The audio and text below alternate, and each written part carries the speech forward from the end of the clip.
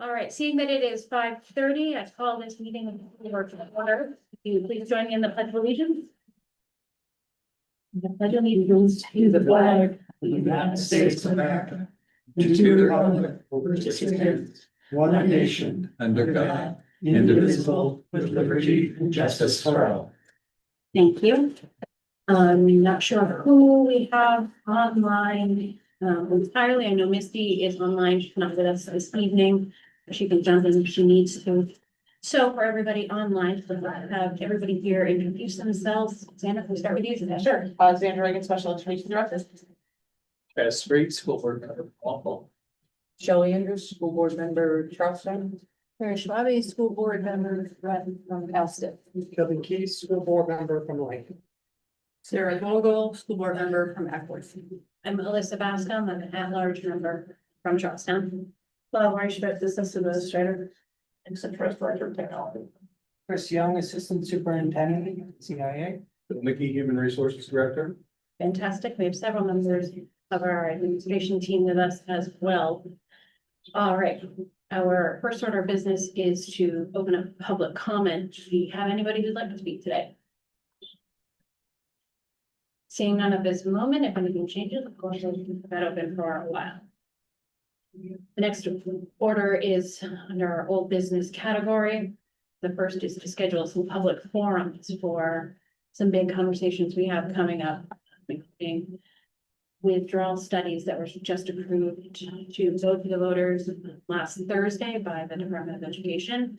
So both the Walpole and the Langdon plans were approved. And also, we discussed some reconfiguration options here in the school district. However, because we don't have Misty with us today and access to our calendar, I hesitate to put some things on. Is everybody here willing to table this to our January 5th meeting? Yes. Any opposition? No. Okay.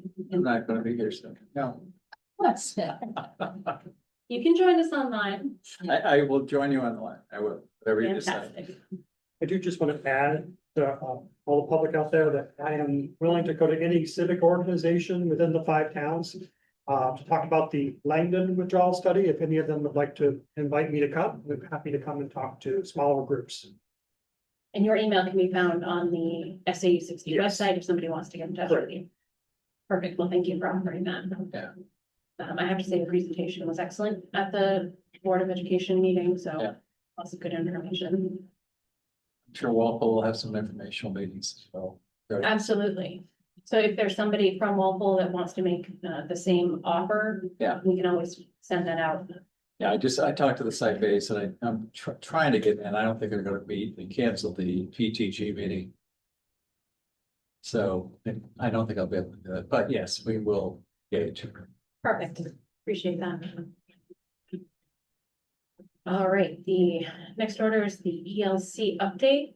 Sandra, can you give us that update? Yeah, absolutely. So Chris Young and I spent some time going around to the different attendance areas and speaking with each building principal and teachers, just about kind of their thoughts and feelings of the ELC closing and some of their concerns that they may have with a 3-year-old program moving into their attendance area.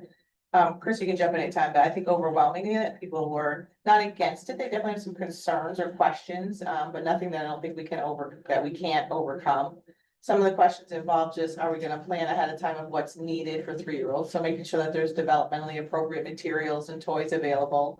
There is a question or concern on each, well, I think 2 out of the 3 attendance areas for fencing around the outside play structure and what the outside play structure will look like depending on what attendance area you're in. So specifically for Charlestown, their play structure is a distance from the building. So it's a challenge now for the 4-year-olds to get down to the play structure. In the winter, they spend the most time inside.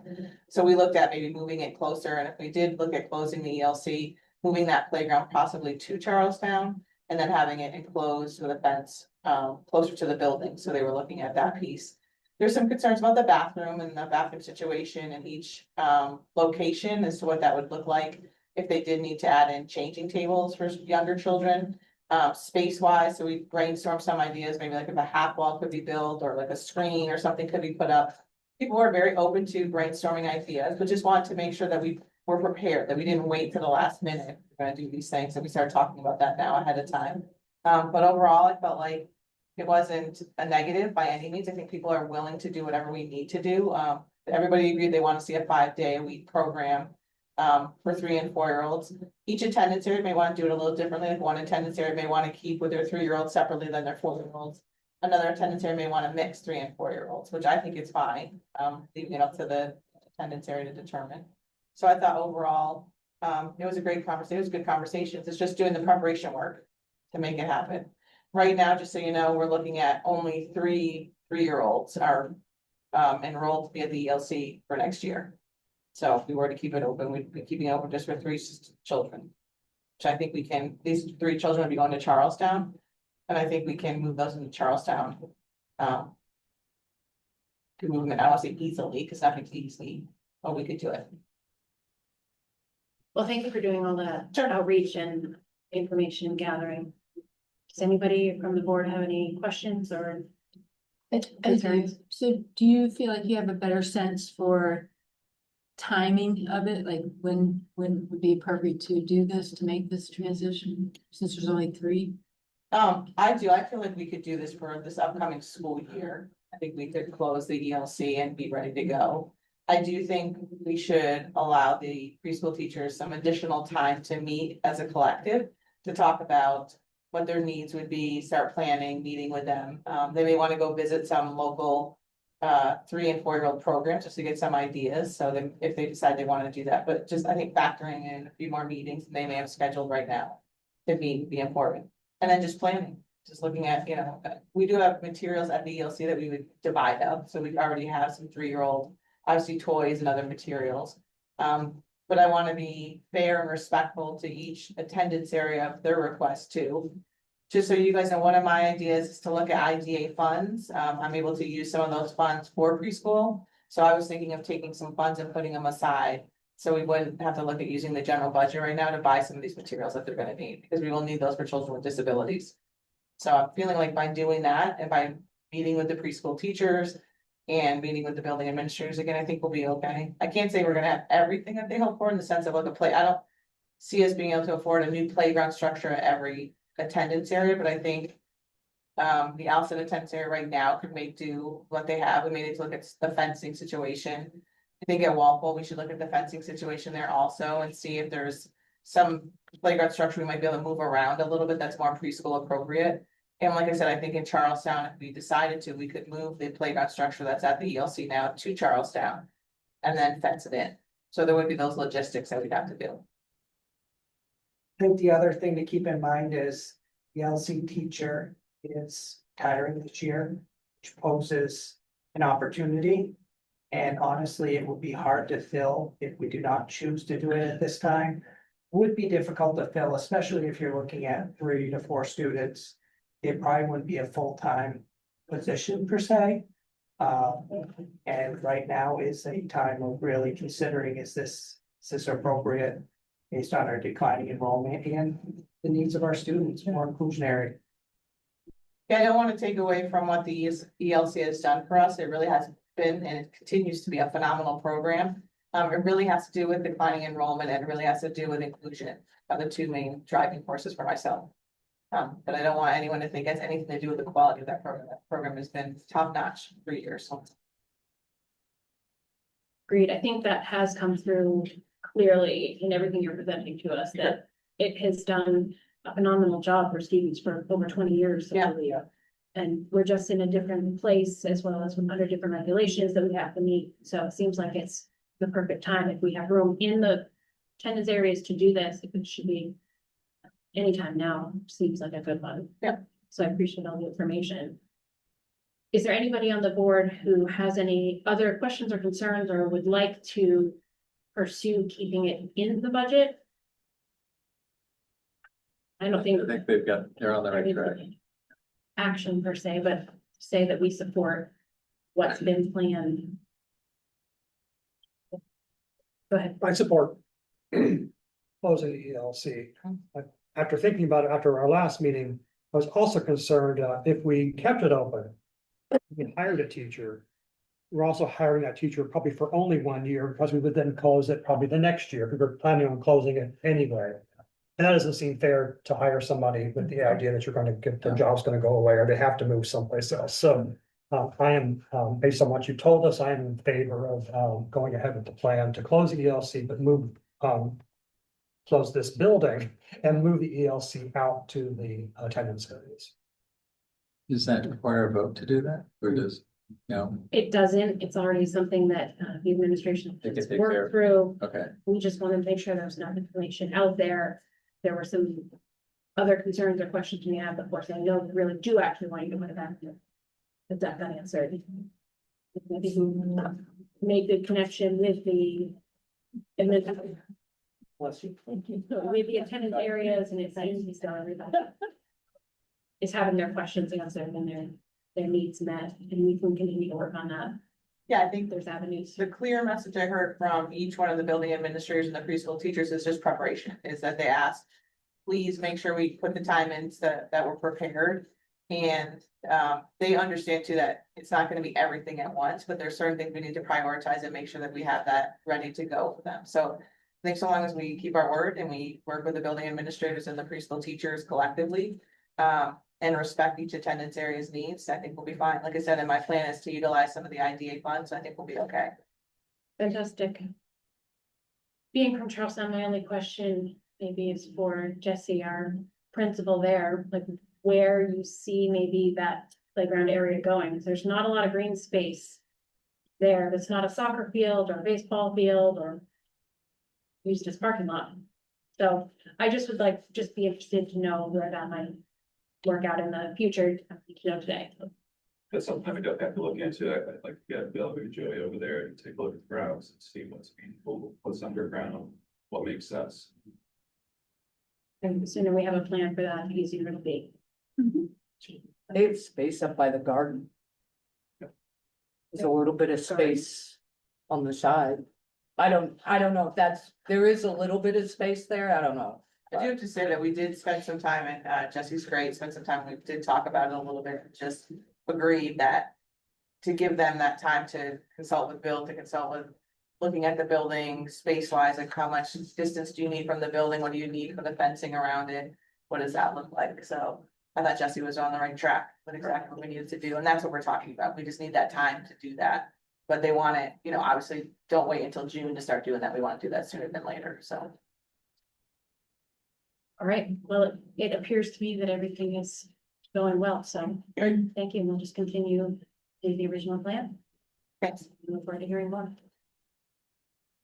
All right, now we turn it over to Lori for a budget update. Okay, so I did pass out some printouts for each of you, and those of you that are in the audience, there's some over on the table over there. I didn't want to project them just because it becomes so small and microscopic and difficult to discuss. So I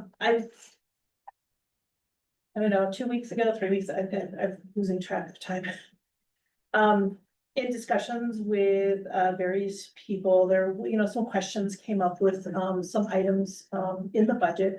One of them was the bus savings when we went from 7 buses down to 4, and I was surprised because I was certain I had entered it. I did enter it. I entered it into the wrong account. So it reared its ugly head later, and after I had posted it again. So I have removed that error, and that had been posted to the Alsted attendance area. So unfortunately that jumped that budget up by about 80-some thousand. Another question that came up was that we realized that there wasn't anything in the budget for our CTE runs and voc runs. And I thought it was just a matter of, I just need to allocate, because we contract people and their contracts are built into the budget. And so I just needed to allocate a portion over. However, when I really dug into it, I learned that we contract the drivers for their routine community to our primary schools and back, and those are the hours that we contract for. And that the voc tech runs have always been treated as supplemental expenses and in addition to what our contracts are. So they're still paid their contracted rates and that's still captured for, like look back periods and other other payroll related items. That's all still factored in, but it wasn't built into the budget, so I had to add that in. I looked at historic data. We're budgeted for 45,000 this year. I think I dropped it down to 40 or 42,000 just based on prior years. And that would include runs to Keene as well as to River Valley. So, sorry, that's distracting. So that was an adjustment, which of course it increased the budget. We realized that somehow the base salary for many of our non-union people, but not all non-union people, came over at an incorrect rate. Some of it was too low, some of it was too high, some of it was because salary adjustments were made mid-year or position changes were made, or hired mid-year. So there were a variety of reasons, but I went through all of the non-union staff positions to verify what my correct base starting point should be. And that's important to know because then I calculate the 2.85% increase based on that base. So for those salaries that were wrong, my 2.85% was also incorrect. So I've fixed all of that and the associated benefits like FICA and New Hampshire retirement and I had to. I left my W list at the office. I'm trying to think so there was a question about transportation in general and the way that we were recording it. Back in 2021 or 2022, it was changed from allocating drivers to communities in the high school to putting everybody into method 4. And so we realized that that's not how the methods specify it should happen. So we went through and I did a deep dive into historic data to see how this worked, because I wanted to make sure I was adjusting it consistently. And because the DTE runs or supplementals, those don't factor into this. They were already in the high school method and location. So they were not included in method 4. I then looked with Scott's assistance as finance manager. We looked at Art. We looked at who drives what route. And then we have a couple of split routes that we looked and asked Art to look and see how much of that time was spent picking up students from this community versus that community. And then we use all that to allocate. And in pretty general terms, most of our drivers are contracted for 5 hours a day. And 3 of those hours are being charged directly to a community, and the balance of the hours are going into the high school method, which is then allocated out. I struggled with that because if you're picking up students from a community and that's your run, you're always picking up students from that community. But I allocated it between the community schools for the direct expenses for K through 8 and the high school, because that seems to align with what our methods indicate to do, and it's what's been done in the past. So that adjustment has been made also in this report. So it did, overall, the budget went down by $100,000. Oh, I also removed the superintendent and all that. You guys were very clear with that. So we removed the superintendent. Subsection, Yeah, and all of the environment benefits. benefits, Yeah. So that did, with the benefits and everything, it is about 208,000, that's been taken on. So I have given you the revised budget by location. The revised tax impact sheet, which shows the appropriations apportionment by communities. I also adjusted the revenue. I'm sorry, I ordered this differently. So after the budget by location, I have the revenue sheet. The revenue, I changed, the adequacy aid from 95% to 100%. So I know that makes a tremendous difference. And I just remind everyone that our enrollment continuously goes down and declines, so this likely isn't what we will be receiving next year. I'll be very surprised if we meet 100%. And so then after the revenue sheet is the revised apportionment schedule and tax impact, and then we have the tax impact sheet. So with all of the changes that I have made, the Charlestown increase has dropped to $4.71. So the proposed or estimated increase. So I don't think that's where we want to land, but that is a pretty significant improvement over what we were looking at previously. Every week it's going down. I'm just gonna sit here quietly and you just keep going and within, after Christmas, you'll have it down to $2. That's a good, that's a Okay, good round number. okay. Okay. So, and I know that you've been asking for, a better understanding of what makes up the change in the tax rate. And, let's see.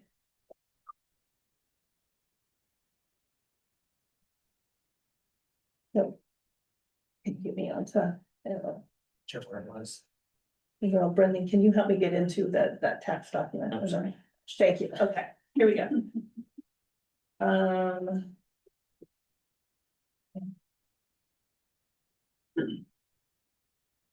There we go. Okay. So I've done this for each community, where we have our prior year tax rate.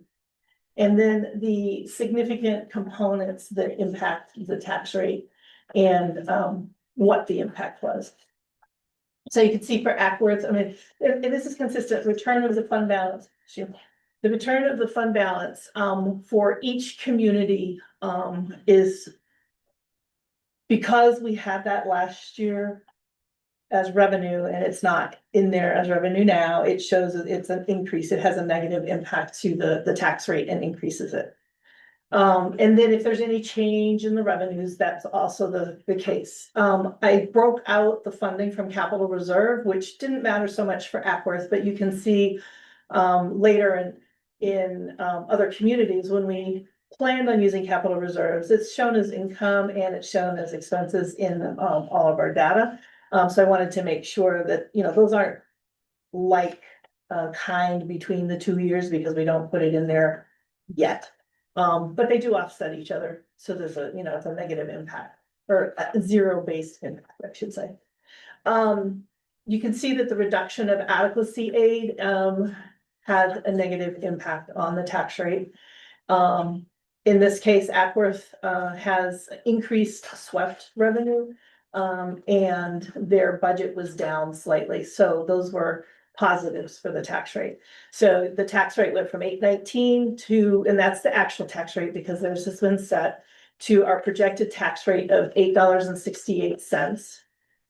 And you can see that the change, the local assessment, it's 49 cents for the local assessment.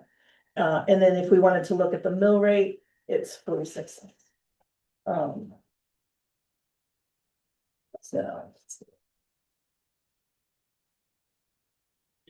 And so we have a similar analysis for Alston. And you can see here where the funding from the capital reserve and the use of the capital reserves impacted it, but it had a plus and a minus, it's offsetting, so zero-based impact there, but I wanted to identify that.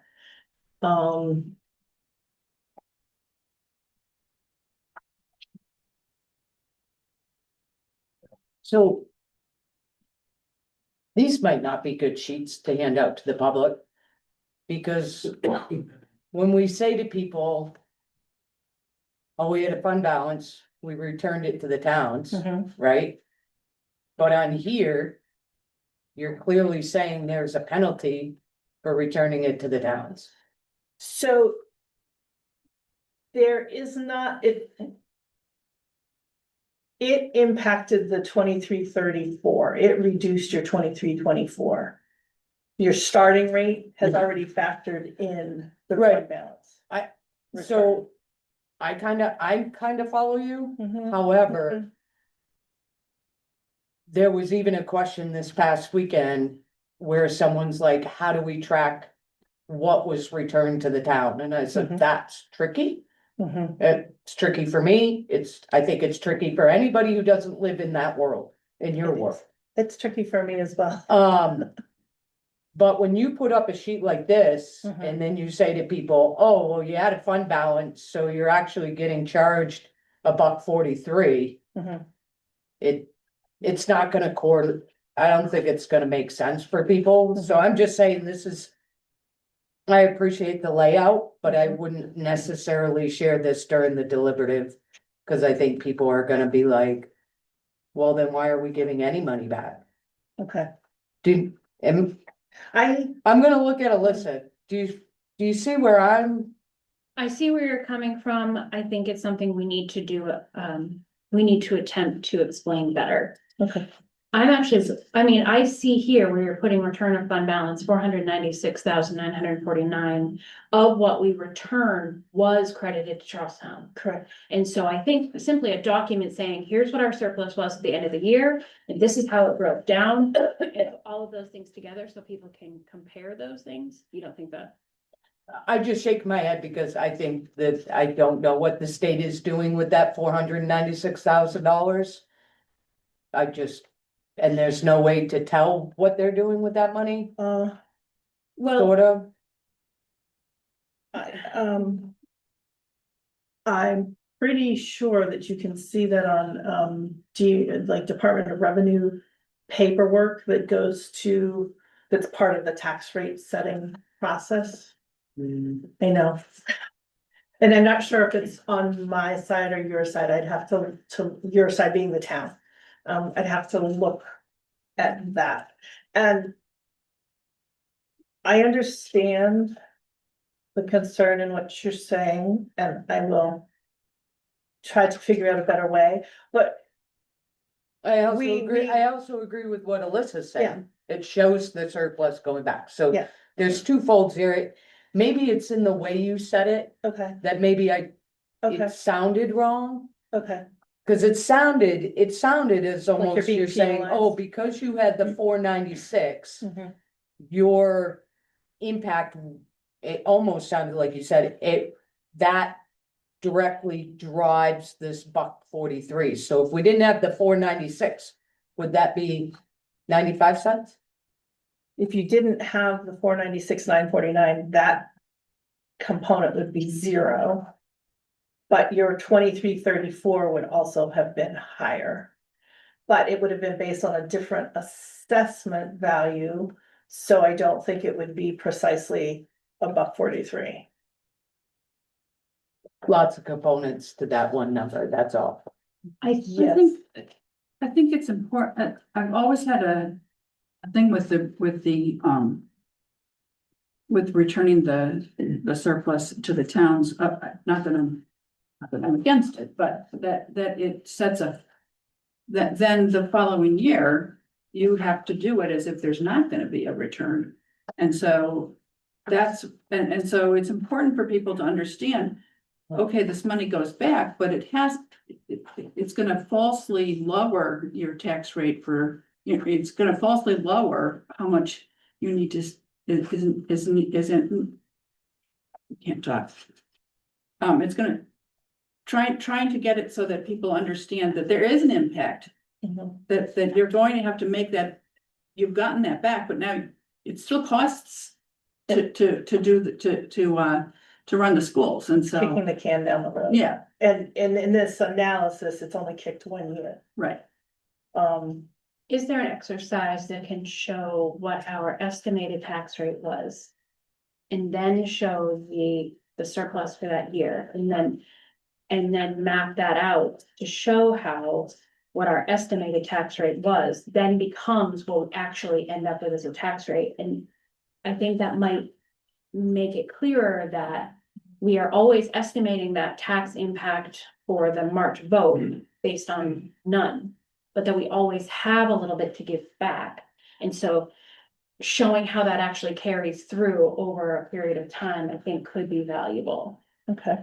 Because there's a lot of people out there who are saying that we have this $1 million surplus that we continue to give back. And they think it's a lot of fat in the budget, as if we have so many things, so many places we can cut from. And I really liken it to, like, if we have a $38 million budget and we're only ending up with $1 million left, it seems like a huge number to anybody who makes $100,000 a year. Yeah. You know, my regular household, right? Or the average household in the district. So if you look at that's what, 2% of the budget? If on $100,000 income, you have 2% left at the end of the year, you've only got $2,000 to play with. I mean, it's a very, very small margin. So I think being able to explain that this is not a huge surplus in terms of trying to cover $38 million, and it's actually very, very close budgeting, might go a long ways to helping people understand that the impact is not because the district is holding back for a rainy day. Mhm.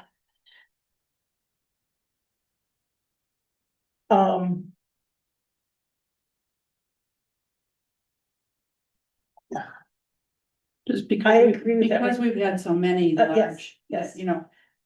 If we hadn't had such a number of years with a large. Yep. Number that was Mhm. returned, that it wouldn't be as much of a discussion, but Absolutely. because we've had so many years, people are getting like, what are you doing? Right, Yeah. Right. But I think showing it over a period of time, what actually was returned in relation to what that estimated tax impact was. Yeah. Will show that this is actually the normal amount that gets carried through. We've actually just started we started putting less back in the capital reserves. In the last Mhm. 5 years than we used to. Mhm. And so we actually do give a larger number back. But it's been fairly consistent, I think. So I'm taking all of this in and I'm trying, because it's also, so the estimated. To come up with this calculation, my prior year budget column. Each number is revised from what was estimated to reflect our actual. So it isn't. I'm trying to work through it logically. How do I cleanly show all of my estimates and all of my actuals to get to, and how is that gonna flow cleanly and logically and in a way that people can understand, so. Somehow put it into a picture. And figure that out on the fly, please. Yes, okay. But it would be, I think, something that we Yeah. can talk about at the deliberative session. No, thank you for this feedback, because this, I mean, I always, and I've been getting this feedback and within the office too, like you have to make it more understandable and relatable, and I'm trying. I would keep using the word estimate Okay. Yeah. in relation to real world, like. Mhm, I estimate that I'm gonna have to pay this much in mhm, truck and insurance costs and gas. mhm, However, probably the insurance is gonna stay pretty level, mhm. right? My truck payment's gonna stay pretty level, but my gas is all dependent on this, that, and whatever, so that's, Mhm. yeah, because if the economy and my gas goes down, then I'm gonna have a return. Mhm. But if it goes up, then I'm gonna have to pay in, so it's really getting that wording out there, because I think that's where we fail to. Mhm. Really, you just try to make it as easy as possible, and sometimes it just is. Cause somebody asked me, like, how do we track surplus? Once we give it back to the state? Mhm. I said, I don't know, Okay, you're gonna have to call Lori. um, But I didn't wanna say that because I know you're busy, and look, if I keep the phone calls away from you, you get it down another $1 by the end of next week. So on here, my projected tax rate should be estimated. I mean, is that a starting point? Is it? Yeah, I would my use the word Fiscal year estimate. 27, is that my estimated or is it my proposed? I mean, how, I would leave proposed Proposed, up there, okay. but I'm just Okay, saying, when you yeah. talk, to Yeah. keep using the word estimate okay, or estimate. all right, and then, so Shelley, you're probably the only one sitting here that has seen documents from the Department of Revenue. Would that at all be helpful if I shared? If I had it available, if somebody wanted to look at If it? you had it available, if somebody wanted to actually see it, or if the discussion came up, that would be beneficial. To Okay. just throw it out there, I think would create a whole nother discussion that Okay, most of us do not wanna have. right. Okay. Um. I will show you. Langdon's. So Langdon and Walpole, there were no, you only have loss of revenue and increased expenses, so the tax rate the estimated tax rate is just going up.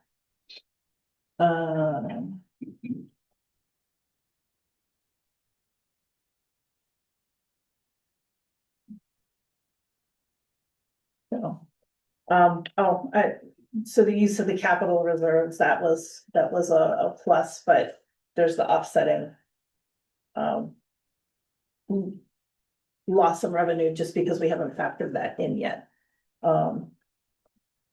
So that's where we're at right now for tax impact and the tax rates. And so I see I have additional work to do to better explain and try to break this down in a different way. I wanted to share with you the administration. We met, we had like a 4-hour meeting last week, I think last week. And we did a lot of work, and we're continuing that work, on Thursday morning. To further flesh out, and prioritize, what additional changes we feel, we can make or should make or want to present for the board's consideration. Those items are not reflected in here. I know the budget committee is meeting Wednesday evening, as is the withdrawal meeting, so there's a lot going on. Here in the library, we'll be in 2 different places as far as I understand. Yeah. Oh, it did? Yes. Okay, so budget committee meeting will be here. And I'm saying this because I know Jamie is their representative, but she's not with us this evening. So I know they're hoping to make a recommendation. So is that something you'll be looking forward to take into your meeting for Thursday morning? If they can get it to me, we've been kind of looking for some recommendations, so right now, this is a bad analogy, I'm gonna do it anyway, it's pasta on the wall and we're considering many things. You know, so there's a lot of discussion. And as I'm sure you can imagine, emotion in the room. And yeah, that's gonna continue again on Thursday. So any guidance that we have in expectations would definitely be beneficial and appreciated. So I don't know if they can get it to me by 8.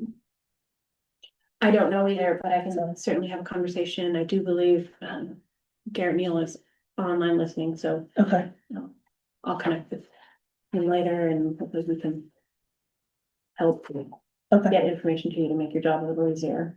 that would Because it's be, not going to be easy, and we know this. that would be greatly appreciated because again, right now,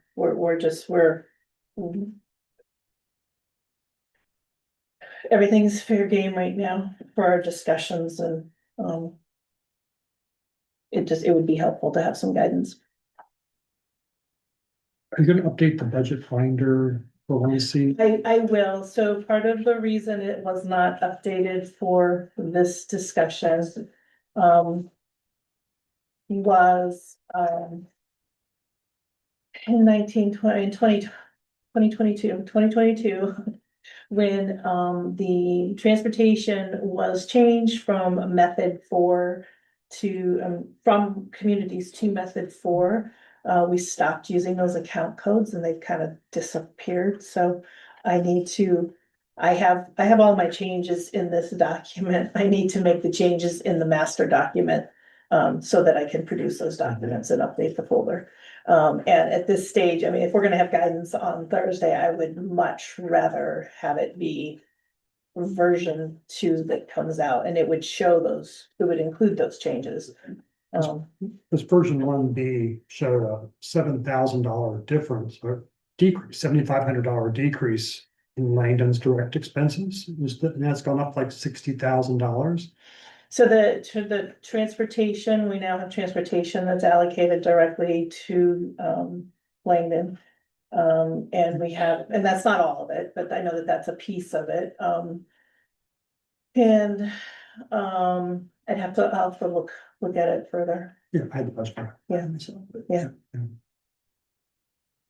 I just wanted to, just if you don't mind, speak up No, for a please. second on, for administration to say, I think some of the guidance that would help.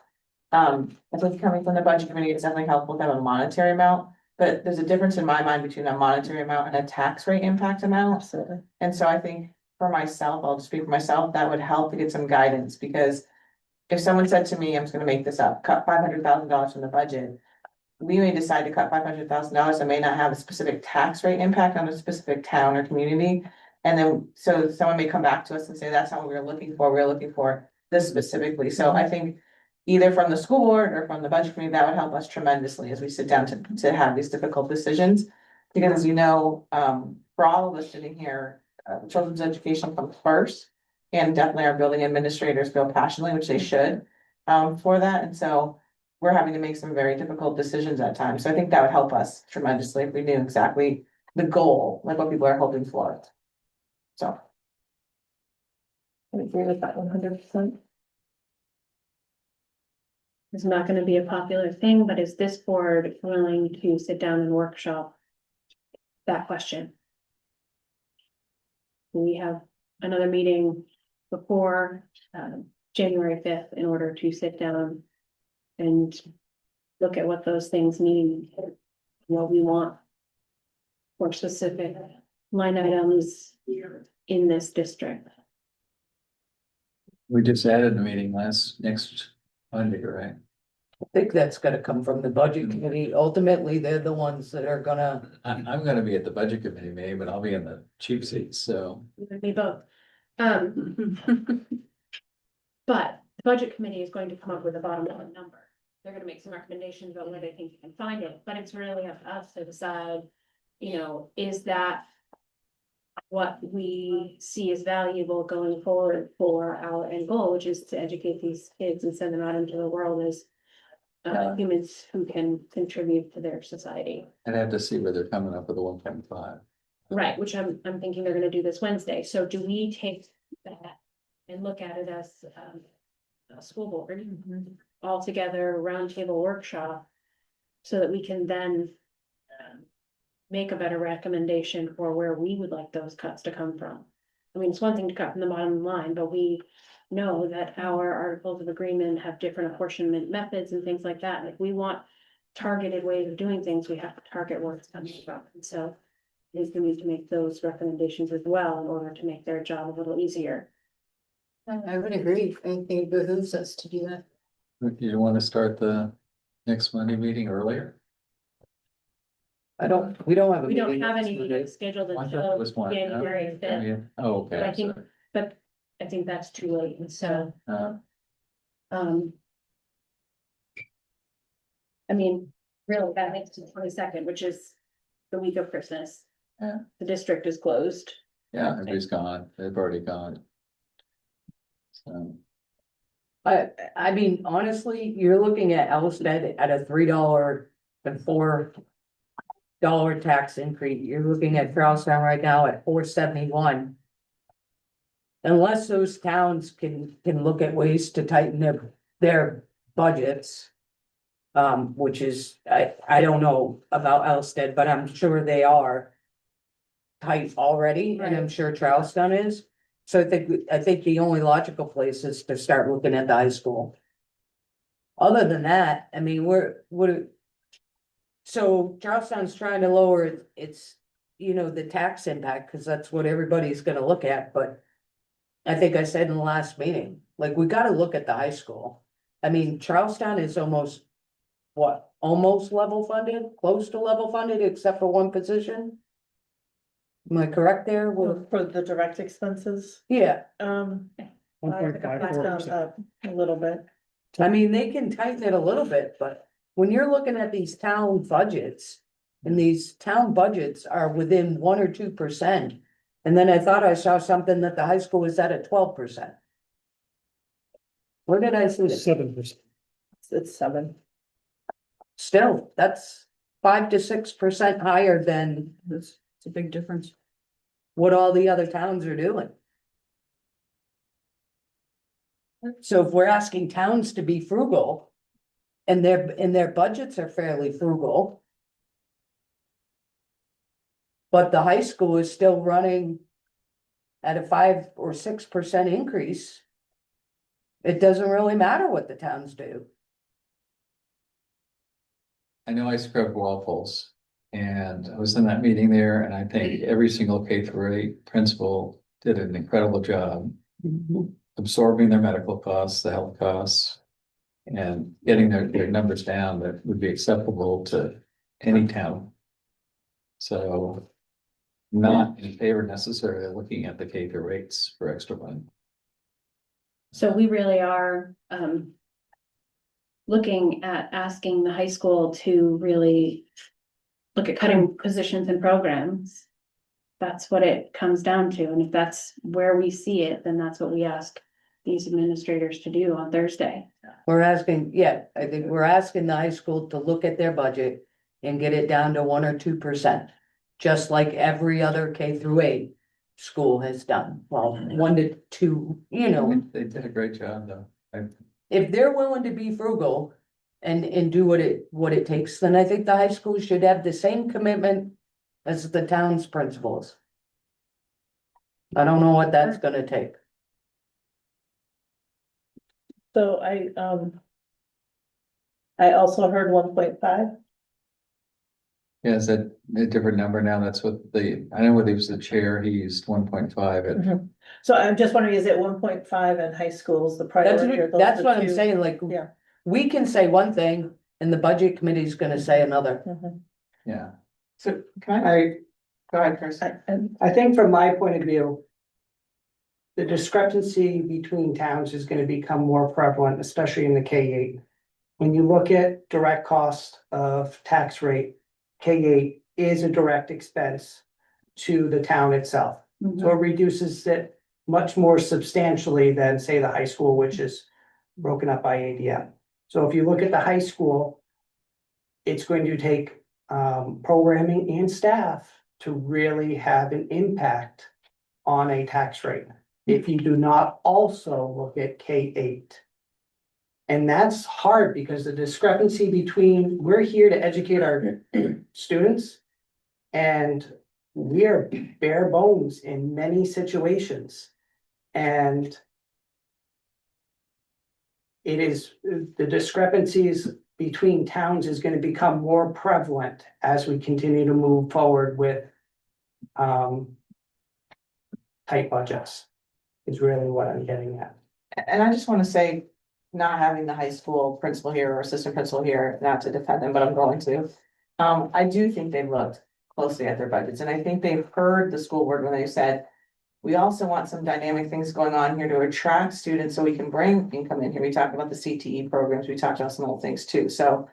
I do think everybody has sat at the table and said, what can we do to tighten our budgets? And I do feel as if they have been tightening their budget, but I hear you, and we're gonna respect what the school board says and what the budget committee says. But I do wanna say that I do think that I've never had the impression from the high school that they're not looking at this and taking it seriously. And also trying to meet the needs of our students. I'm not trying to insinuate that whatsoever. I just know with the $4.71 tax impact to Charlestown. Yeah. We are going to have even less students next year because people cannot. Yeah. I think Keene ran an article today where we are still the highest tax rate at $36.57. I haven't read the article, but I wouldn't be surprised. Well, I didn't realize that when I said it in my email, I can't talk to you today. I have multiple meetings that was gonna be a quoted thing. So I'm just about had it with Keene Sentinel, but anyways, I'm just saying, like, we are it is so not good. It's so not good. So, And we all feel like we're in that with you and I realize know. that, and so that's what we're saying, we just need that direction. I- If you say. It's 1.5 in Charlestown and Alston, it's 1.5, and that's what we need to know. Because that gives us a strategic view of what we need to do versus just 1.5, that's a Mhm. broad brush. Gotcha. I keep meaning to send you an email and ask you, and I'll just ask it here. Has the board ever looked, since we have space at the high school, has the board ever looked taking their operation and putting it in one wing of the high school? Taking the SAU. Administration, yeah, SAU offices. I think that's worth noting, I don't know how When we talk much, about this I don't know how much we're paying for reconfiguration, the building over in Langdon, but I think it's 1,200 a month, it's very reasonable. rent. Yeah, it's only 1,200 a month. the rent, it's about 12 or 13,000. Oh, that's very reasonable. But Yeah, it's worth, all of the options need to be on the table right now. We are at that place where we have to talk about everything. And so I think that option is worth talking about when we talk about reconfiguration in the coming year. yeah, or if we pull out a North Walpole or something, I just think that's a box on something, but it's only 1,200, that's all we're paying for a month. Yeah, it's about 12,000, 13,000 a year. Oh, that's very reasonable. I mean, of course, there's electricity and our Yeah. internet and Yeah. phone, but we're in And contracts, contracts, so, and yeah, Yeah. and we're in contracts. Yeah, they're being very reasonable, whoever owns the building, yeah. So, when I look at what these apportionments are, I clearly see, that there's a big percentage for Charlestown in method 5. And I clearly see that there's a large percentage, of course, method 6 as well. So I think if we are looking to make an impact on those towns, that those are places that can be looked at. I know it's tough. Method 6 is frequently things that are our legal obligations. And so it's hard to cut in those places. But I think a really fine tooth comb, if we want the most bang for our cutting, those are the places to look. I'd also like to take a real hard look at what the apportionment for the high school means. Because if we're looking at these method values for method 3, 4, and 5, the high school has a pretty significant percentage of our dollars. And then that gets reapportioned out through other methods that are heavy on towns like Alsted and Charlestown. And so I would love to have a conversation about where those numbers come from. If there's any way that as a board, we would like to take it even to the voters in a warrant article to amend some of those things that might make more sense. I don't know if that's even feasible, but I think we need to look at those percentages and how we get the apportionments.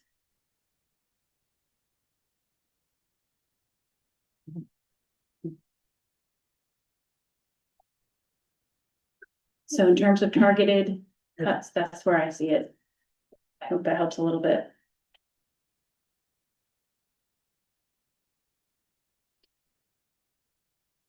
Does anybody have anything else they want to talk about for the budget? Any other questions you want to ask?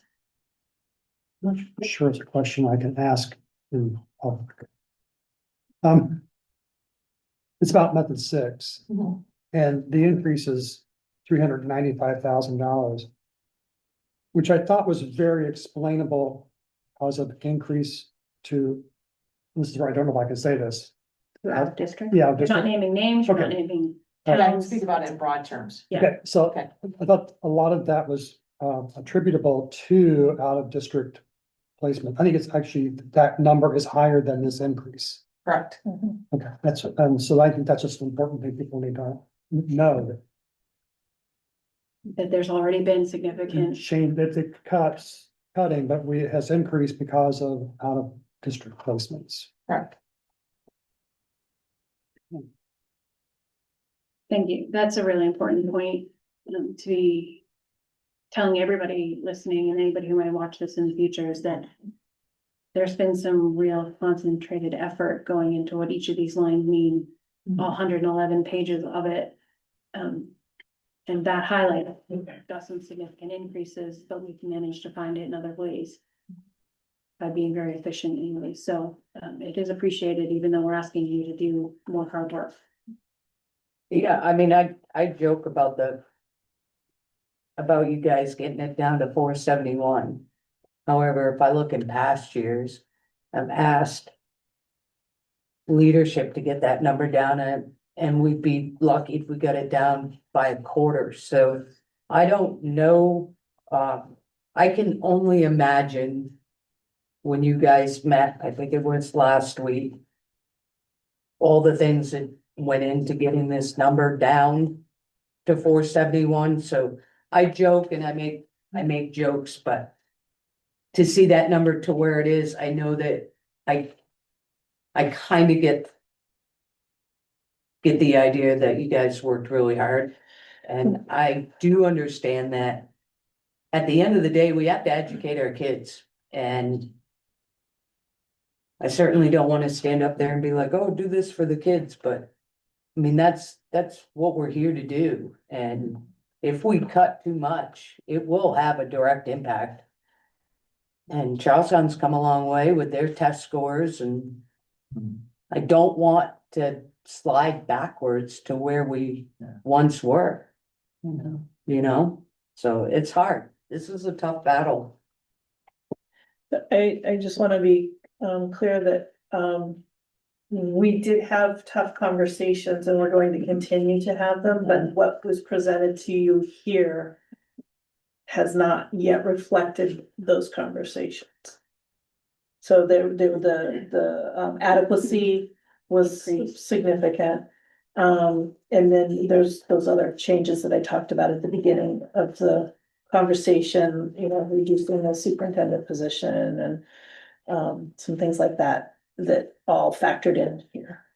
If that is here or is not? That is here, That is here. but the work that we have started is not yet, because we were seeking some sort of guidance as to, are we looking at specific tax rates, or are we looking at dollar amounts? And because that really is going to help us, I guess, prioritize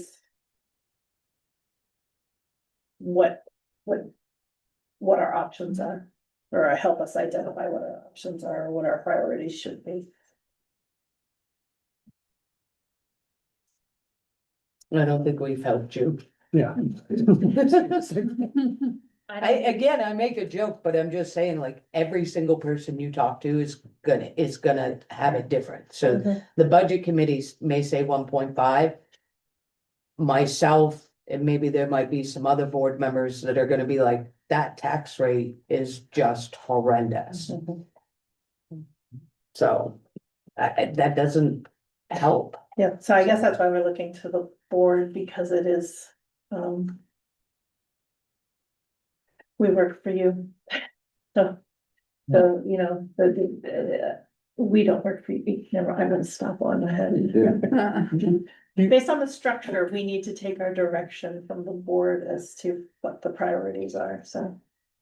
I think right now we're on that fine line, like you said, between quality education, giving our students what they need, and then stepping over too far. And the administration is going to, the building principals live that every day. So when we sit down to meet, they say, we're not asking for anything we don't already absolutely have to have. So they're gonna do whatever they're directed to do, obviously. But there's going to be an impact on the children and the students, where I can't lie to you today, there is definitely gonna be an impact, that's my question is. Where do you want this impact felt? So I'm hearing you say method 6, I'm hearing high school, I'm hearing some areas, so that's what we need to know, is where do you want this impact felt? There's going to be an impact. And it's even at the high school. I was talking to a father and daughter yesterday about going to West Point or the Air Force Academy, and she's a sharp kid. And she just went to the St. Paul's program, and she's a sports kid, and she's active in ROTC. She's like does band, and she couldn't get physics this year. And then next year she's going to be a senior, and it's uncertain whether she's going to get AP Calc, so she might have to take AP Calc online. And it's just, I mean, I'm thinking 20 years ago, of course, when my kids were coming through, they had a honors AP track, and they were every single year. And probably the same kids, your daughter was in there, went up here, they had classes together through, and they're all doing wonderful things now. But they didn't, it was established ahead of them. When they were, young, they pretty much, you could have said, oh, what year are you going to take what class? And it was part of the schedule. And they were full. I don't know why kids aren't taking them, but they were full. We were forcing kids into each one. There's 26, 27, you're supposed to cut off at 25. And so they'd have to come in for a school board waiver to get more than 25. But the teachers are willing, the board was willing, no problem. And I don't know, it's already not a good situation that whatever 20% of the kids that are looking to go someplace. I don't think this board is unwilling to yeah. entertain those classes. We know if you're talking 20 years ago, that was the height of the bubble. I mean, our population. Well, no, it wasn't that bad. My kids had a 150 and 125, so it was above now. I think it's about 100 now. The classes are about 100. We have just over 400 students coming in for next year, I think. Okay. And that's the estimate. Yeah. What, 420? Well, for next year. Mhm. So, so that does play a factor. Yeah. And certainly our counseling department with scheduling has done a good job Yeah. having those AP classes so that it can be juniors and seniors together so that we get Yeah. the numbers up and things like that. I think there's just a lot of factors against us in terms of how we fill those classes.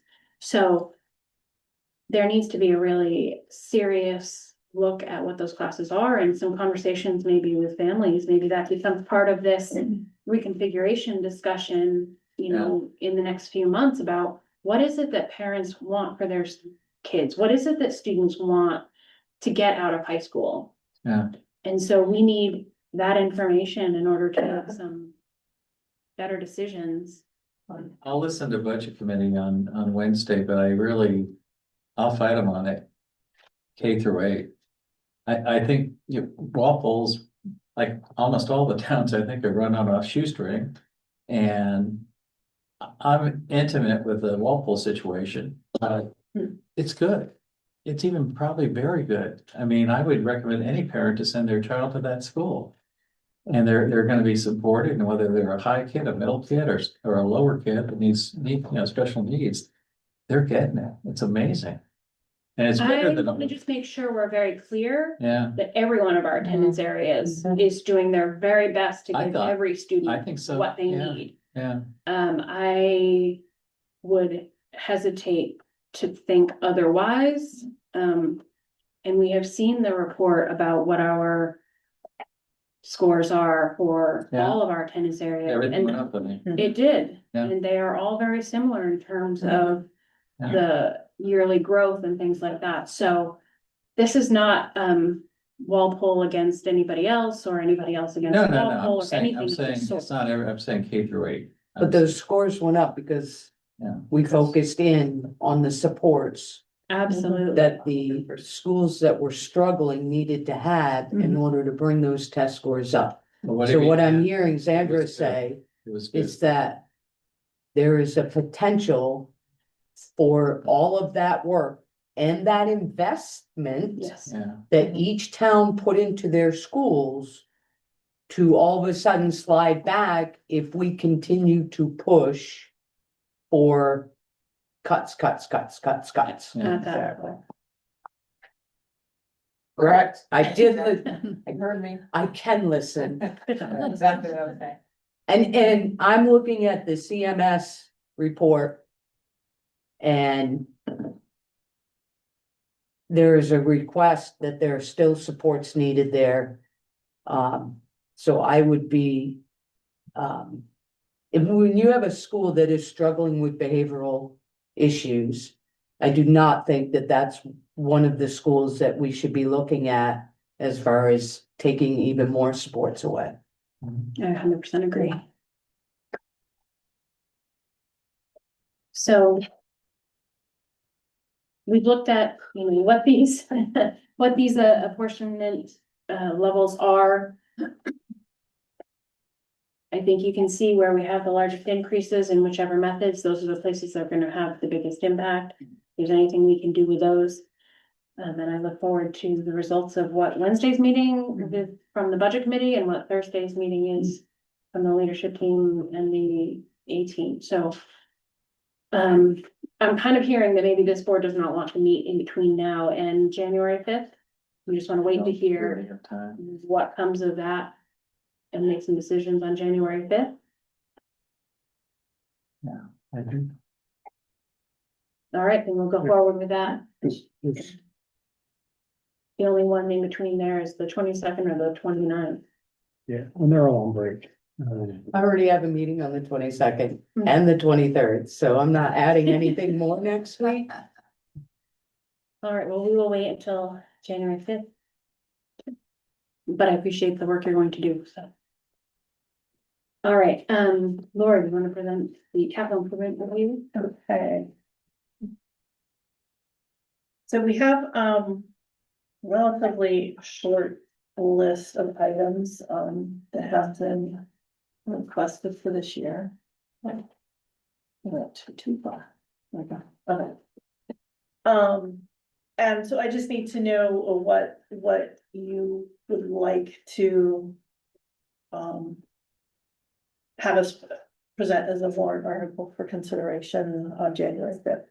I did also share in your folders, there's this document as well as the summary of the capital reserves and balances. So that's, so it's, I'm just looking for some guidance, or if you guys want us to throw all of these on warrant articles and you can discuss them further on the 5th. There was some discussion about the reserve that's held for self-funded health trust. I do have legal counsel confirming that what I told you was accurate, in that it can be discontinued and then the money reverts back to the general fund. It would be used to offset the tax rate, and you could propose another warrant article for use of those monies, but they are two separate things. There, I heard somebody at some point talk about the special education capital reserve, and that there was some concern that we have to be going into a deficit. The district as a whole has to be going into a deficit situation to be able to tap into those monies.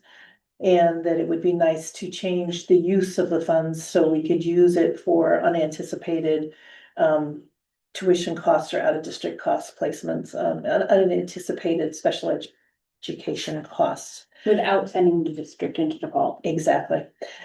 So the attorney did say that we can change the purpose of the special education trust to accomplish that. But we would need to have a 2/3 majority vote to pass it. So I don't know if that's something that you would like me to work on language to propose. On January 5th, we intend to have our attorney come because we need to also talk about open enrollment. So somebody will be here there'll be legal representation here to answer questions about the warrant articles and the language. Go ahead, John. I'm fine with the warrant articles. If I remember correctly, I think everybody has enough in their capital reserve. Uh-huh. I know for sure the high school has $100,000 in it, so Not gonna use it for anything else, might as well resurface the track. I thought we're gonna have the guy, we're gonna have an estimate for resurfacing the road and the parking lot. And if we do this $100,000 for that, it's gonna take $100,000 for the $818,000, if we might have. I'm hoping that we can resurface that for less than what we have in the capital reserve now.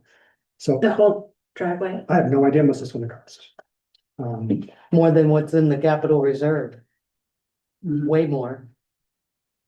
So we need so that's a little bit I'm concerned about, is that resurfacing the track, because we'd have to raise more money than we have already then. We need to raise even more money, but, I don't think people are gonna. I think we would do a bond on the road, wouldn't we?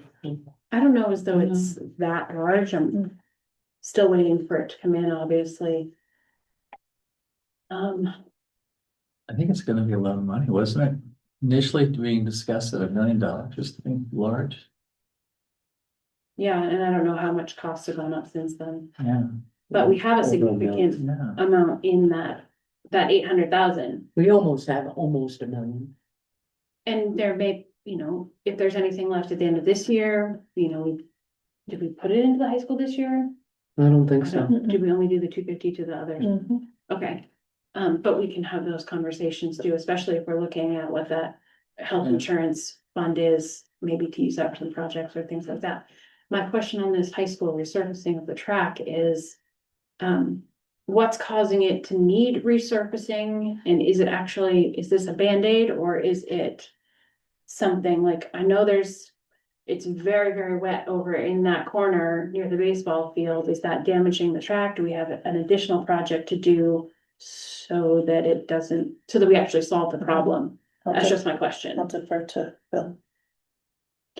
Hi, Bill. I'm just wondering if resurfacing the high school track is essentially a standalone project, or if there's some other project that needs to be done. Because it's the wetlands out there are damaging the track. Do we need to fix the wetlands before we resurface the track, or is it a standalone project? No, the wetlands are not damaging the track. It's not wet in that No, back corner. actually, the track is in very good shape considering its age, and usually you only get to resurface them once. And then you have to replace them. That's about $450,000 Yeah. was the quote to replace it. Yeah, it's expensive, more expensive than anything. When I met with them and we walked around it, he said that it was still in very good shape. And that we could resurface it one more time, but that the next time, 7 years, 8 years from now, we would have to replace the whole thing.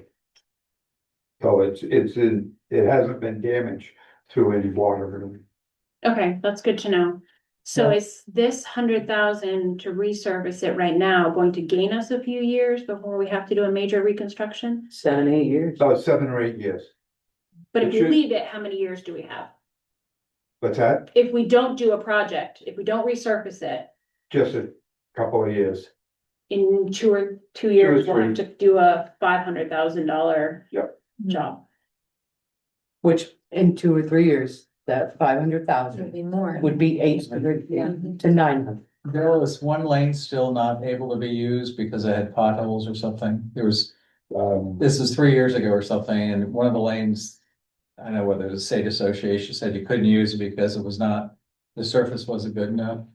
Are they down to just like 4 lanes, or No, all 6 of them, I So never there's- heard of that. all 6 are good? All 6 are good. I mean, he walked around the whole thing. And said Okay. it's in really good shape and All right, you resurface it and once you resurface it, there was a couple of spots that need to be patched. yeah, But that's all included in the price. so that they were able to patch it to the state. They will level. I know, but when it's, they resurface it, At they'll some patch point. whatever needs. yeah, I used to be one of the people active in the track program out there. My kids were doing track, and then I helped out after they left. But at some point, Tony asked me when, the track had deteriorated in one of the lanes and they were not using it because damage, it wouldn't be fair to the person running in that lane. Oh. But maybe it's Maybe it's been been taken care of resurfaced, already, maybe, yeah. Okay, good. Yes, Kevin, please. If there's a lane that's damaged, it's likely because when public comes in to use it, they're using the inside lane. There's a lot of tracks that are out there in the schools that say you must walk in lane 6, which is the outside lane. Okay, I don't know, so I'm just kind of Yeah, I throwing don't it know. out there that that's a possibility. I know enough That's to be dangerous, yeah, an issue. I don't know. I'm just, okay, I know a lot of tracks have a sign that says, please walk or run in this 6th lane. yeah, Which is the outermost lane. Yeah. Which is the least used, obviously, in a track. right. I feel like I've seen that at every single track, so we should probably have one. I don't even, I'm speaking a little bit out of turn. I don't even know if we have that. We may very well have that. I don't know. I'm not a track person, so I don't really know. But I'm just saying that is pretty well general practice out in other communities. So does anybody have any other questions about these warrant articles, or are we good to have them written up? I'd say go for it, yeah, Do you want me let the to, driveway stand on its own. do you want me to ask the attorney to draft some language regarding special ed? To change the purpose, so we don't have to go into a deficit situation to use the funds? I would like to see what the attorney drafts. Yes. I think we'll have a good discussion about it when it's drafted. Do we need a capital reserve for Charlestown to fence in playground? Is that gonna be more than, No, we should have it in our capital reserves. But Yeah, we but need it to would need a include warrant.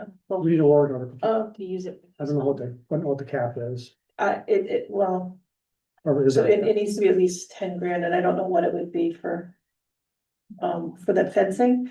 And I was asking Bill via text, we might be able to utilize, fencing that's here.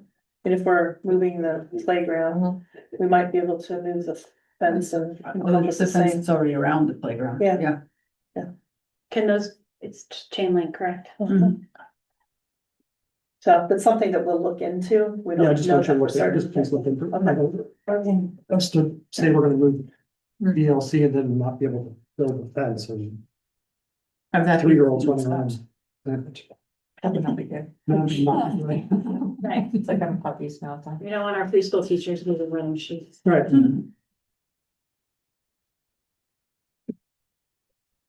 All right, so yes, I think that's good. Thank you. Thank you. Just one question about the capital reserve activity page. I'm not sure where that is, but I didn't think Langdon had any capital reserve projects this last year, but there's a transfer out of $35,000. On the big Double sheet. check it. It's on the, you know, people are talking about things. Mhm. But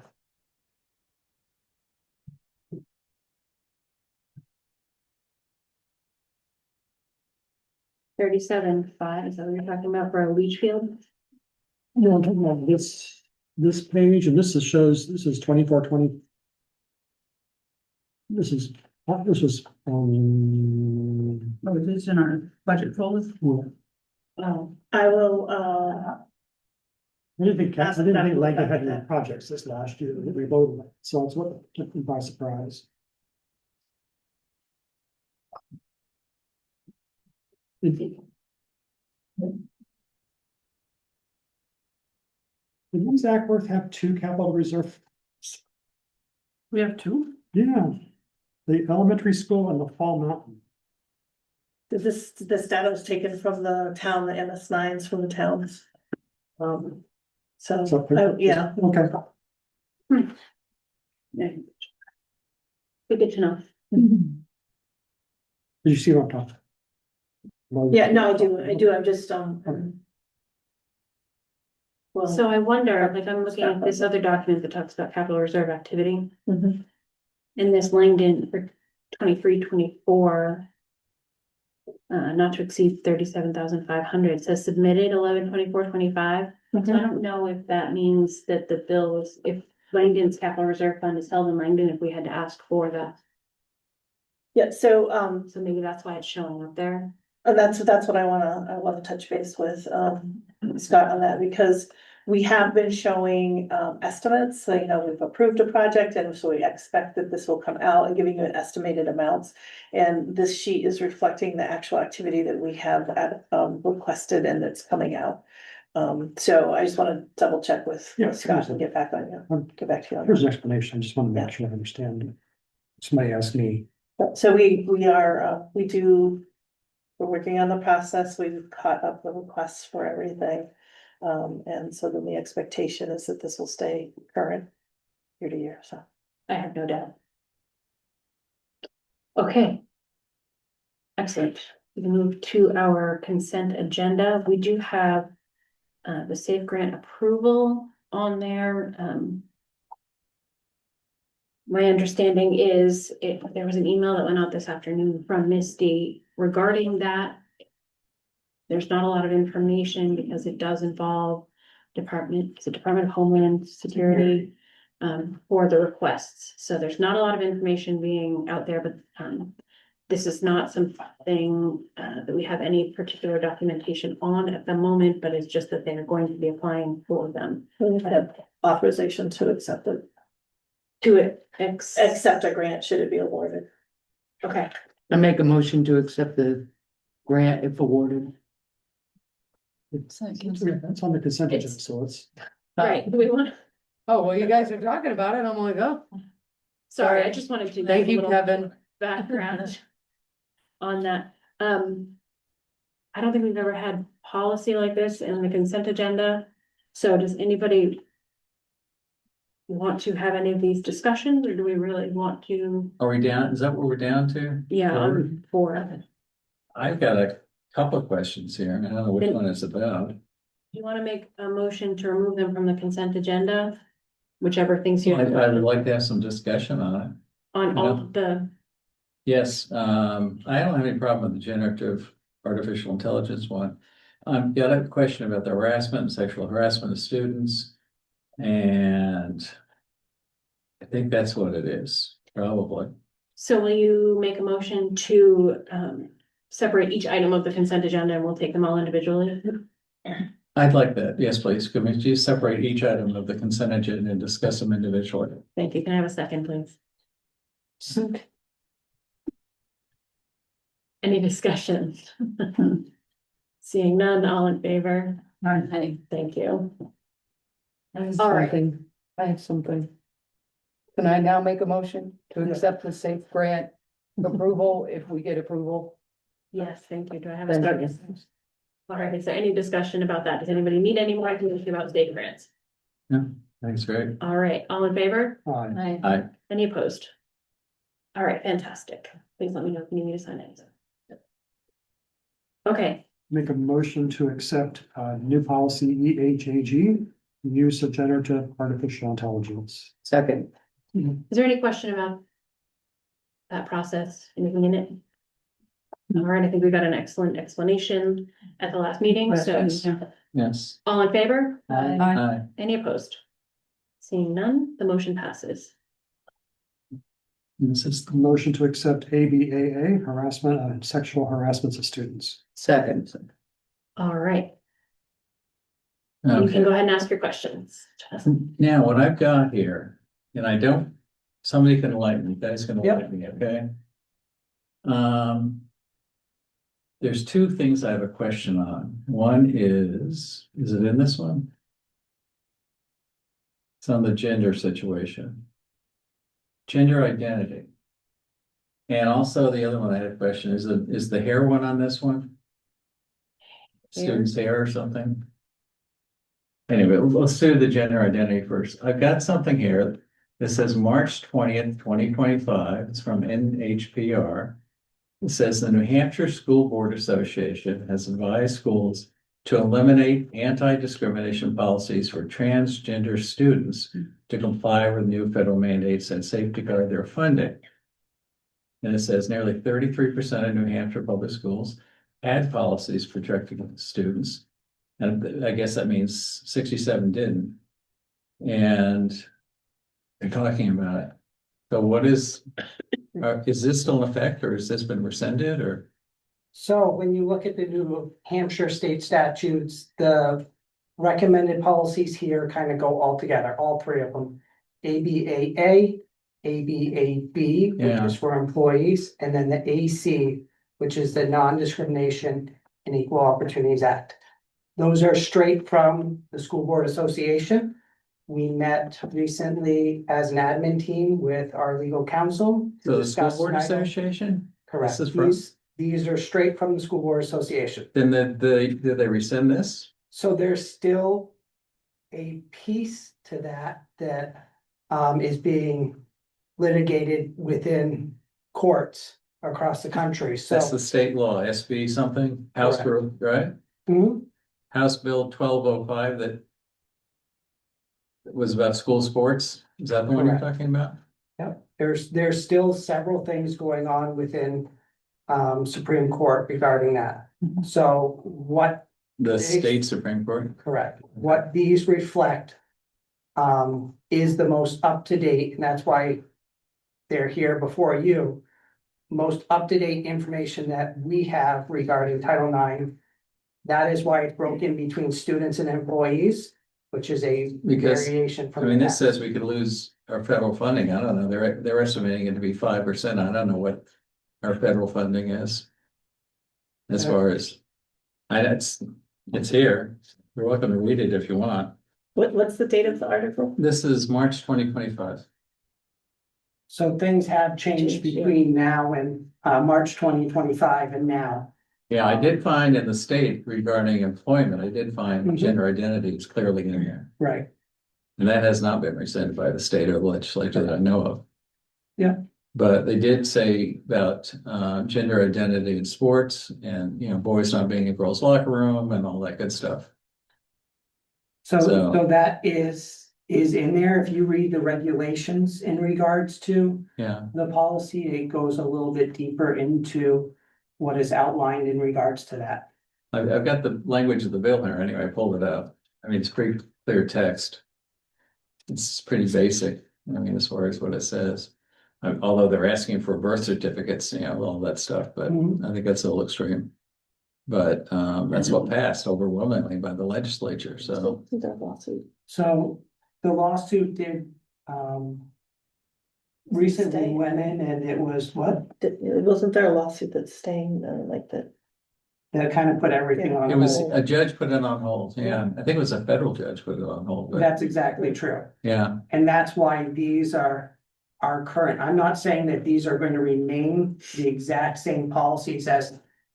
It seems like for Title IX, we are coming to the board on Yeah. a much more regular basis in regard to Title IX. And what that means to not only our students, but our employees. So right now, these are the most up to date. Based on New Hampshire School Board Association and the Superintendent's Association that should be in place. For now. And that may change as laws and court decisions are made, but again. It Yeah. outlines strictly what needs to be part of our policy. yeah, they were clear on the sports fee. I didn't see anything directing the schools or the school boards or the things like that. Only the 2/3 don't have this policy and 1/3 did at some point put it in. But what they're saying though is that law, all of that stuff that was being talked about Yeah, in that article, that's all put on hold right now. So our funding is not in jeopardy. okay. And this is what is being recommended right now. If that lawsuit finishes and things change, then we'll have to go back and look at this And again. revise it. Okay. Yeah, but right now, this is what is being recommended.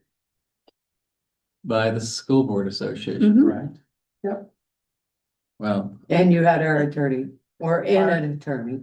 Our attorney Megan Glenn, who was very yeah, fluent in Title I IX. don't have the one about As the it adults or finds the us. staff or anything like that. I think that was pretty clearly set at the state level, at least what I was able to find, but. I have a problem with the students. Harassment of students. I can just, we can go forward, I can just vote against it, and then I'd love to know what your concern What's your is. concern? my concern is I think this legislature will prevail in their lawsuit. But again, And, I'm not saying they're not, I'm just Yeah. saying right now, the information. This is the policy that is outlined to protect all our students. yeah, So are you In regards wondering to if we harassment. should not approve this? well, are we, policy like, if because this it's going gets to approved, change? are we Or gonna is there let something boys you think go, you are don't we like? gonna let boys go into the girls' locker room? Are we going to let boys go into the girls' bathroom? Because they think they're a girl, it's, I have a problem with that. So. What will the well, let's say the high school or us, if they come up with a situation like that? Well, we follow the law, and the law is that it is based on their interpretation of who they are. And that's the law, Adults. Yeah, if the law passes, legislature, if it passes. but it hasn't passed. The law right now is not Then that. should we be adjusting this now, or would he put it on hold too? We put it on hold as well. I think what we, well, Because I we think, get to vote as one of 7. yeah, so we could do that, that's good.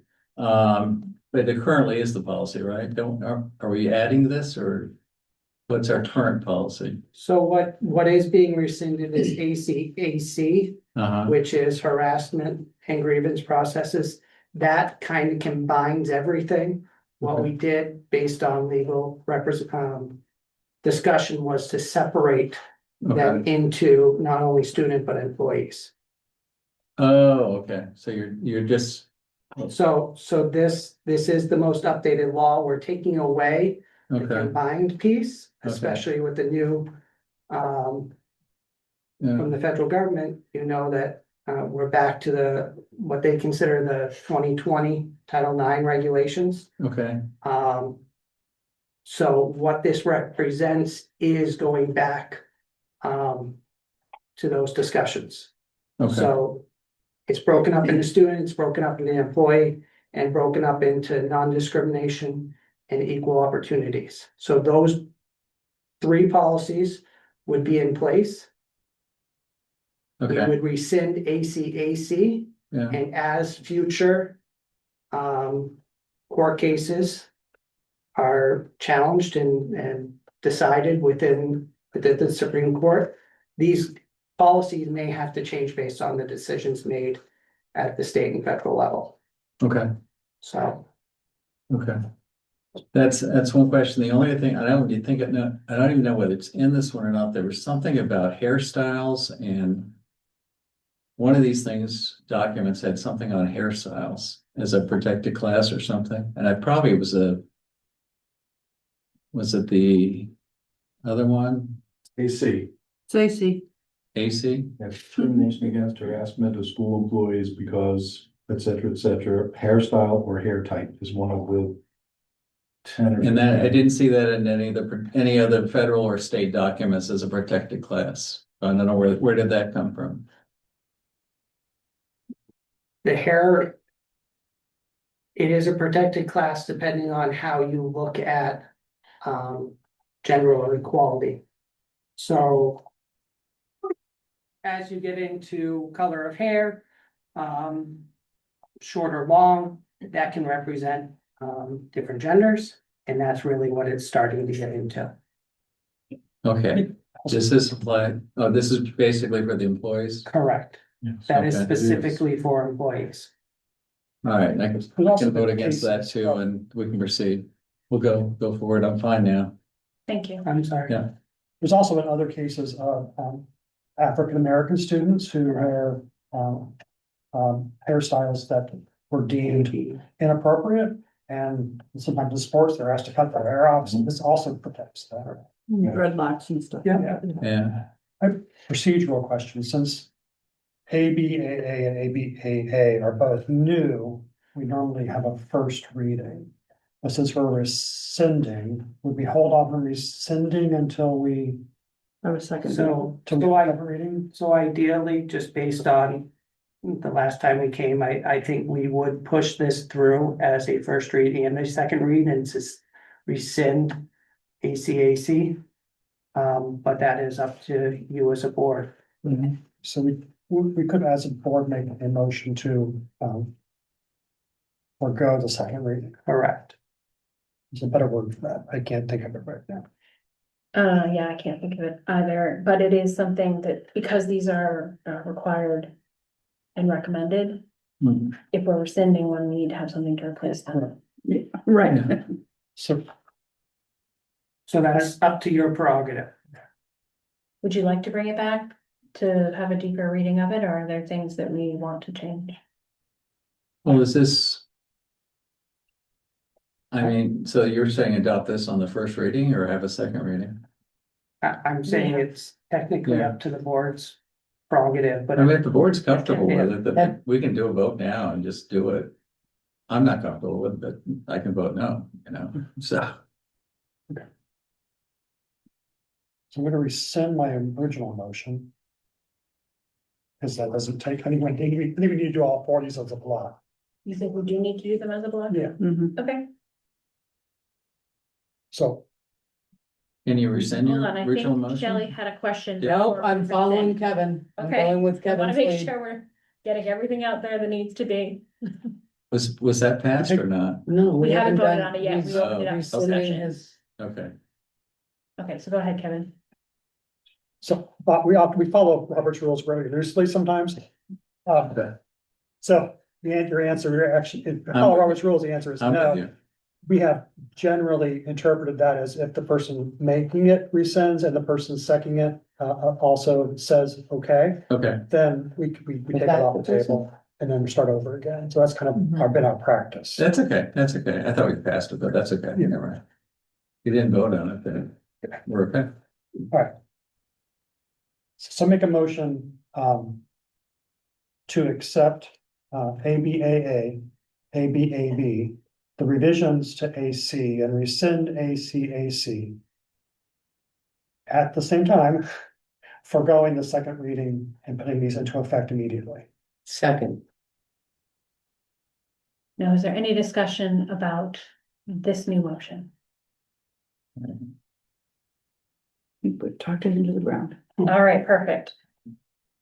All in favor? Uh, Any opposed? Thank you for the discussion. The motion passes. Okay, I think the only other thing that I wanted to add is we are going to have legal come back on January 28th. yeah, To talk about Title IX. And these policies and how they relate to students and staff. Because there have been pretty substantial changes over the past several years. And it is good to have everybody on the same page when it comes to. Equal rights for our students. You said that's January Mhm. 28th, the teacher in service day. That is teacher in service day. We're gonna use part of the afternoon to accomplish that. That's fine. This brings to mind, I know teachers have a lot of questions about the withdrawal study. Would that, just to get back to the administration, I'd be willing, that's a Wednesday, I can actually make a Wednesday. To come and talk to teachers if they want to talk about the withdrawal studies, so you just putting it in your. Okay. Keep that in mind. Wonderful. All right, next item on the agenda is the donation category. No action needed, but we appreciate the donation from Savings Bank of Walpole for the backpack program. Are there any questions on any of the admin reports? No, all right, thank you very much. Do we have a treasurer's report today? I don't know why that's on here. We have no non-publics. Yeah, Shelley. Is it ready now? Are we ready now? Are you sure? I make a motion to adjourn. Yay. I have a second. Second. I'm assuming there's no discussion on the motion. In favor? All right.